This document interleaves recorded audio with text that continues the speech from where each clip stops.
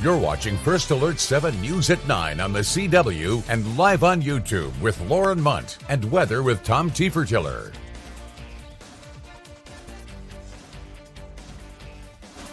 Good evening and thanks for joining us for First Alert 7 News on the CW, and thanks to those of you joining us live on our YouTube. I'm Lauren Munt, and topping our news tonight, a Midland man has been sentenced to 15 years in prison after a hit and run. 23-year-old Armando Barba was driving in Midland on June 6th, when he hit 23-year-old Theron Brown and left the scene. Brown died from his injuries. Police were able to use debris left from Barba's car and a Crime Stopper tip to identify and locate him. In a report, Barba tried to hide the crime by replacing damaged parts on his car. He's been sentenced with 15 years in prison for failure to stop and render aid, 10 years of prison for evidence tampering, and he's been fined $10,000 on each charge. Those sentences will be served at the same time. Next, we're turning to the growing issue of organized retail theft. The Texas Comptroller, the financial chief of the state, visited the Walmart Supercenter in Midland today to raise awareness about the impact of this crime. First Alert 7's Isabella Garriga spoke with the comptroller and local law enforcement to find out what's being done to address the issue. Isabella? In 2023, the Texas legislature tasked the state comptroller with forming a task force to tackle organized retail theft. Now the comptroller is traveling across Texas to raise awareness and assess the problem and explore potential solutions. We want to get rid of the petty criminal, but we want to get rid of the person who's at the top. Unlike simple shoplifting, organized retail theft involves criminals, often from local or international gangs stealing goods and then reselling them. Items most targeted include beauty and hygiene products, which are easy to pocket and have high resale value. Electronics, computer equipment, and children's toys are also popular among these criminal networks due to their demand on the resale market. The manner in which the crime occurs has oftentimes been compared to an assembly line. Somebody who steals it, somebody who categorizes it, somebody who sells it, but at the top, there's somebody in the organization that is making a profit off of everybody that's down below. Those are the people that we want to prosecute and put them out of business. The task force is compiled of on-site retailers, online platforms, and law enforcement to understand the severity of the issue and discuss legislative solutions. Organized retail theft has serious consequences. Either changing laws to enhance penalties to deter the criminals, whether that's also providing additional resources to law enforcement, not just to try to arrest individuals, but to assist in making sure individuals get prosecuted and deter that type of behavior here in the state. Including leading to higher prices on store shelves, higher taxes due to eroded tax bases, and growing public safety concerns. But what can you do to help? One of the most successful things, as far as solving crimes is surveillance footage. It could be your cell phone. So just taking pictures.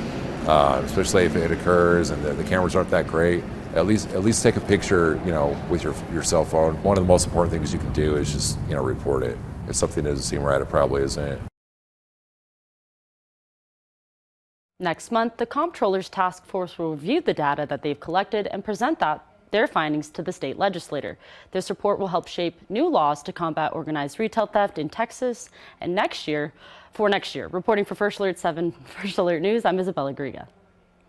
Thank you, Isabella. We have an update for you now. According to the city of Odessa, the boil water notice for North Odessa was lifted earlier today. That was issued around 12:30 yesterday afternoon after low water levels were detected at the Rainbow Water Tower over at Lawndale Park. If you're still experiencing any issues with your water, you can contact the Odessa Utilities Department. We're going to take a pause now and talk your weather forecast with Chief Meteorologist Tom Tiefertiller. Tom, it is almost Friday. What's the weather going to look like as we head into the weekend? Well, we are going to be looking at, again, some hot conditions. Triple digits look to be on the way for a large part of West Texas coming up tomorrow, as we're seeing the lower 90s today. So we kind of got a jump start across the area, all the way up to 98 in Pecos and Presidio. And we were in triple digit territory down into the lower elevations of Big Bend around Rio Grande Village.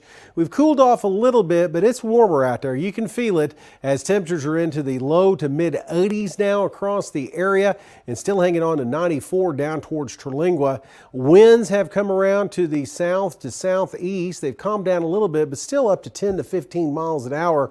So that's going to make for a milder night across across the area as we're going to see temperatures only drop down into the upper 60s, it looks like. And then tomorrow, temperatures zoom up quite a bit as we'll see upper 90s to low triple digits again in the Permian Basin. Thank you, Tom. We've got new details for you now on a story we've been covering for a while out of Midland. The hotel that was once known as Santa Rita will now be named Omni Midland Hotel. The Omni Midland Hotel will be the 12th Omni Hotel in Texas, and hotel management has been looking to form a partnership as they prepare to bring the hotel to Midland. The Omni Midland Hotel will still include 15,000 square feet of meeting space, a 7,000 square foot ballroom, 135 guest rooms, a spa, a rooftop pool, a lobby bar, and so much more. Look at the Omni portfolio, which is over 50 luxurious hotels around the world. We are one of 12 in the state of Texas that will be here. This is huge for us because we are right up there with your Dallas, with your Houston, with your Fort Worth, with all the major cities. And of course, we all know that we are a major city, and it's nice that Omni acknowledges that as well. There are 2 sites that have been identified for the Omni Midland Hotel, and they plan to announce announce the final site in about 60 days. Some travel news for you. If you're heading out at Midland International Air and Spaceport, you're going to want to arrive early. The city of Midland released this shocking picture of the TSA lines at the airport. The lines are backed up because of a reported TSA equipment outage. The city wants you to know that they are not sure how long the delays will last, and that, like we said, travelers should arrive extra early for any flights. Now looking to some health headlines, Quorum Health is now handling operations at Odessa Regional Medical Center and Scenic Mountain Medical Center in Big Spring, and all of their associated clinics. You might remember 4 months ago, operators of the hospital, Steward Health, declared bankruptcy, but they said that they would continue their operations. In a statement, the CEO of ORMC and SMMC said the new chapter for the hospitals will, quote, enhance the hospital's capability to meet the needs of patients. Meanwhile, in Washington, some members of Congress are now considering bringing criminal charges against the Steward Health CEO, who defied a subpoena to appear before them as they investigate the company's bankruptcy. Our Washington News Bureau correspondent Stetson Miller explains what happened. Lawmakers here wanted to get some answers from the Steward CEO on Thursday about how this healthcare system collapsed, but he never showed up. And now they're poised to hold him in contempt of Congress.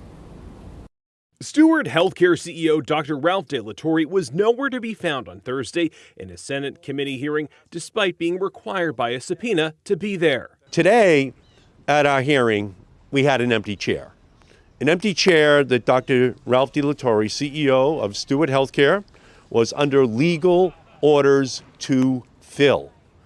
Ralph De La Torre is a coward. The Senate committee has been working to investigate Dr. De La Torre's company's bankruptcy. They say the company gutted the finances of dozens of hospitals, resulting in deteriorating conditions and care and the closure of 2 hospitals, all done to maximize profit. Dr. De La Torre became obscenely wealthy by loading up hospitals from Massachusetts to Arizona with billions of dollars in debt and selling the land underneath these hospitals to real estate executives at Medical Properties Trust who charged unsustainably high rents. Now lawmakers are vowing to hold him accountable after not showing up. The Senate committee plans to adopt 2 resolutions to hold De La Torre in contempt next week, the first coming out of the committee in 4 decades. If approved, the resolutions will go before the full Senate for a vote. Since Ralph De La Torre has shown only contempt for our healthcare system, its patients and workers, the United States Senate must hold him in contempt. According to the Associated Press, Dr. De La Torre's lawyers wrote a letter that stated he needs to remain silent to respect the ongoing hospital reorganization and settlement effort and is barred by a federal court from discussing anything during mediation. In Washington, I'm Stetson Miller. September is Hunger Action Month, and in 1 week from today, First Alert 7 will be hosting our 4th annual Peanut Butter Drive. Over the last 3 years, we've partnered with the West Texas Food Bank to raise over 120,000 pounds of peanut butter. But do you know where peanut butter comes from? In a given year, Trico Peanuts, a production farm in Seminole, can produce upwards of 35,000 tons of peanuts. That's about 70 million pounds of peanuts grown every single year. That equates to over 7 million jars of peanut butter. One peanut can also hold so many nutrients, including magnesium, vitamin E, and biotin. But possibly the most important one is protein. Peanuts are a superfood. They have everything that's good for you and nothing that's bad for you. So peanuts are a great commodity. Every serving of peanuts has 7 grams of protein in it. There are lots of different nutrients that these peanuts will have. They are fantastic for the shelves, for anybody that would like to consume a good source of protein. You can drop off a jar of peanut butter at First Alert 7 studio in the Music City Mall or at the Food Bank in Midland and Odessa. Also a part of Hunger Action Month, the West Texas Food Bank is partnering with UTPB to host a special peanut butter drive booth at the Falcon tailgate happening this weekend. Fans of Falcon football are encouraged to bring jars of peanut butter to the tailgate, and they'll be donated directly to the West Texas Food Bank to help families across the region. To participate, simply bring a jar of peanut butter with you to Astound Broadband Stadium this Saturday at 3 p.m. and drop it off before enjoying the game. Also this Saturday is the first ever Robbins Children Health Fair at the Bush Family Home State Historic Site. The health fair is in honor of George H.W. and Barbara Bush's daughter, Robin, who died from leukemia in 1953 while they lived in the home. September is also Children's Cancer Awareness Month, and the Texas Historical Commission wanted to use Robin as an inspiration by holding this free event for the community. We're going to have a teddy bear booth where children can bring their teddy bear or doll and learn health that way. We really want them to learn it's not scary in a doctor's office, even though there's a lot of scary equipment. Robbins Children's Health Fair is this Saturday from 10 a.m. to 3 p.m. Also this weekend, the 7th Annual Emergency Preparedness Fair happening on Saturday from 10 a.m. to 2 p.m. at the Church of Jesus Christ of Latter-day Saints on JBS Parkway here in Odessa. The Odessa Police Department will be there teaching CRACE trainings. If you didn't know what that is, it's Civilian Response to an Active Shooter Event trainings. And code enforcement, the Red Cross, and Texas Emergency Management will also be there with information, and Odessa Animal Services will be hosting an adoption clinic. Coming up, Hurricane Francine weakened into a tropical storm overnight. We'll tell you about the damage left behind coming up next.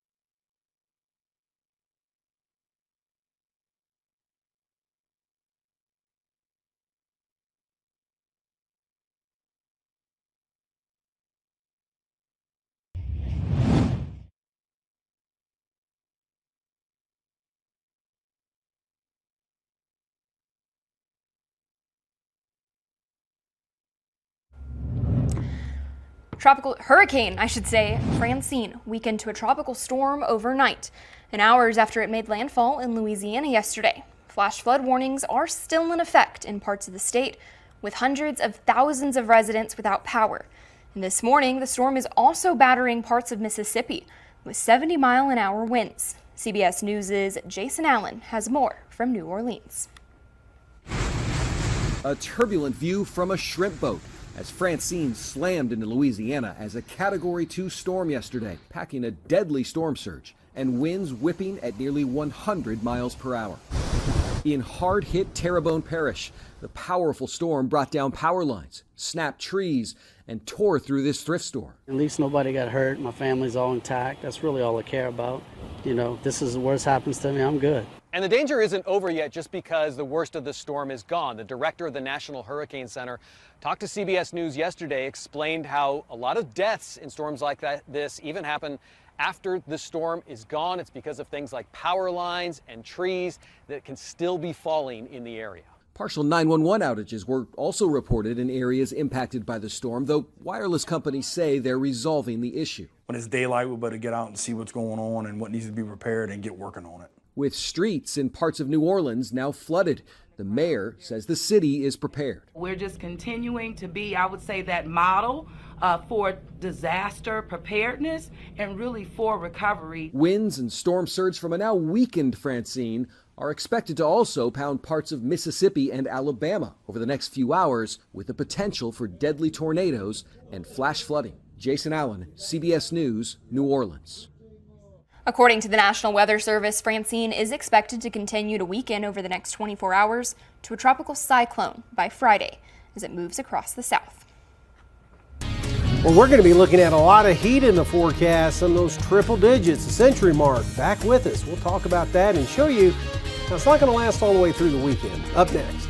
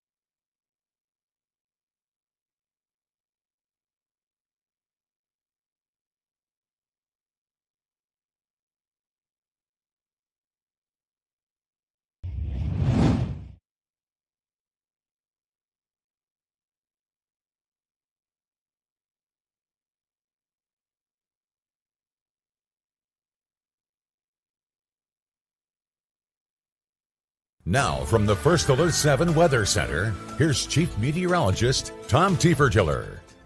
Well, as we take a look at the weather makers this evening, a couple of things stick out. One is Tropical Depression Francine. It's been weakening even more this evening as it does move up. It's about right over Cairo, Illinois right now and moving up to the north and northeast. It looks like that is not going to affect our weather at all. This upper level disturbance and upper level low really spinning across portions of Montana, causing severe thunderstorms across Montana and Wyoming today. That's going to move up and over the ridge of high pressure that's in place across West Texas, but it's going to kind of flatten it a little bit. So that's going to keep us out of triple digits all the way through the weekend. Tomorrow, close to 100, if not above it, but then we'll see a little bit of improvement. And that's because of this down here. Tropical storm Ileana, the mid to high level outflow coming from it, the clouds, already seen a little bit of that, made for a beautiful sunset. Well, that's going to be moving across the area, it looks like, here over the next couple of days. Right now across the state, we're seeing pretty quiet conditions. A few clouds left over across southeast Texas is really about it. As you see, the spin associated with Francine moving up to the north and northeast. As temperatures today rebounded quite a bit across the area. We're up to 98 degrees in El Paso, Presidio, triple digits in Laredo, and the mid-90s across central Texas. So we weren't too bad there at 91, but we're going to get a lot hotter tomorrow. Big reason, a lot of clear skies for the most part, and southerly winds are going to help warm things up, and that ridge of high pressure. We could see some cumulus clouds develop with the intense daytime heating, but not expecting any showers or storms. And then we see high level moisture move across and make for a cloudier Saturday across the area. So it does look like, again, we'll see pretty quiet conditions for the weekend. Rest of tonight, here's what we are looking at, seeing readings not quite as cool as they have been, into the upper 60s out there. And then tomorrow, upper 90s, low triple digits, a good possibility right across the Permian Basin. So get ready for some heat. But those high clouds moving in will keep temperatures down a notch coming up Saturday into Sunday. We are introducing an isolated shower, thunder shower to the forecast on Sunday into Monday. But overall, though, temperatures not as hot and very seasonable into next week. Those high temperatures aren't stopping our football teams from Friday Night Lights. We're talking local sports coming up next.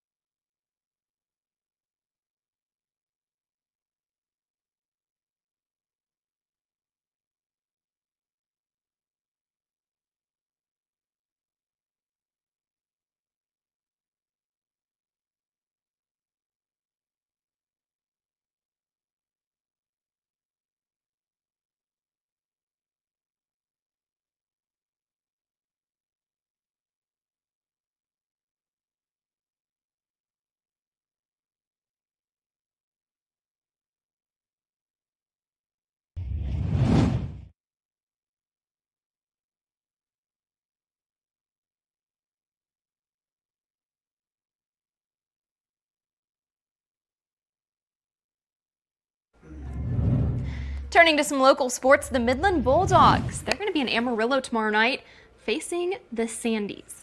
This is the third straight game on the road for Midland, and they've yet to play a home game. Coach Thad Fortune isn't worried about that, though. He's just happy that his team is playing tough opponents, which he believes will pay off when they reach the district. Being on the road and then scheduling tough opponents, starting with obviously with Carroll week 1, is going to get us ready for district. Our district is tough, and I don't think personally it gets the credit it deserves, statewide, and between us and Legacy and friendship and Permian. There's just a lot of familiarity.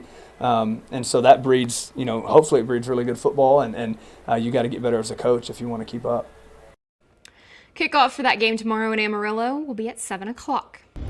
In some college football, the UTPB Falcons, they return to Astound Broadband Stadium in Midland to host Adams State. Head coach Chris McCulloch has an idea of what the Grizzlies are going to present, and he thinks that he takes this matchup. They do a lot of stuff scheme-wise that can scare you a little bit, and you have to prepare for. And I hate saying it, but I've never beat a Colorado team, and they're from Colorado, so we got to find a way to fight through it. The RMAC has our number right now, and we got to change the narrative on that.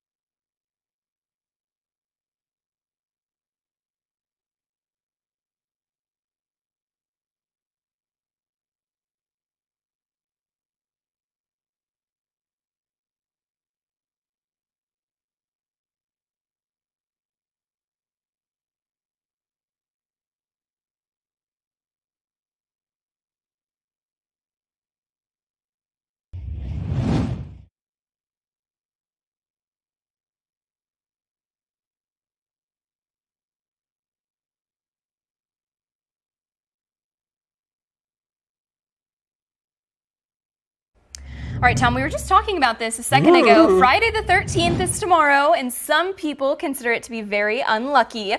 But others who love peanuts, it might be a great day tomorrow because guess what? It's National Peanut Day. And we talked about peanuts pretty extensively at the top of our show today because we're holding a peanut butter drive, which is a great way to help the West Texas food. Absolutely. Fourth annual year. Helping the West Texas Food Bank, and peanuts are a huge part of that because they're the base of peanut butter. And West Texas is the center of a lot of peanut production up there in Seminole. We just heard from that peanut company that makes them every day. Millions of peanuts that they grow into that peanut butter, that if you go and you can purchase that peanut butter at your local grocery store, bring it here to the First Alert 7 station. We'll be giving all of that to the West Texas Food Bank. I think we're going to be out in the parking lot. You can drive by, say hello, and give us some peanut butter. Come hang out with us. Give us some peanut butter. It's all going to a great cause. We're super excited about it. Like you were saying, we do it every year. Yeah, fun event. Great opportunity to really help out your community. And the weather's going to be pretty quiet, I think, for tomorrow. High school football looks pretty good. Thanks for joining us. We'll see you